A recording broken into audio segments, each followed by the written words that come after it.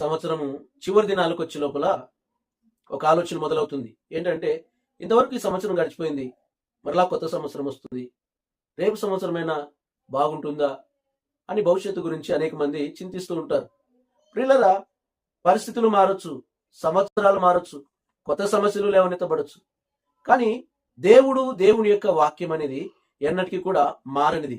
కాబట్టి దేవుని యొక్క వాక్యంలో ఇలా సెలవిస్తుంటుంది. ద్వితీయోపదేశ కాండము 11వ అధ్యాయము 9వ వచనము చివరి లైన్ మనం గమనించినట్లయితే, మీకు ఆజ్ఞాపించు ఆజ్ఞలన్నిటినీ మీరు గైకొనవలెను అని వాక్యం చెప్తుంది.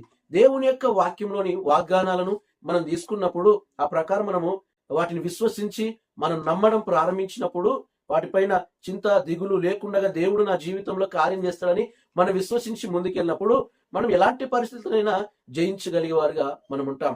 మనము శ్రేష్టమైన జీవితాన్ని మనం జీవించగలుగుతాం. కాబట్టి వాక్యాన్ని నమ్మాలి, వాక్యాన్ని విశ్వసించాలి. వాక్యం చెప్పిన ప్రకారము మనం నడిచినప్పుడు మన కోసము ఒక కొత్త సంవత్సరము ఎదురు చూస్తూ ఉంటుందండి.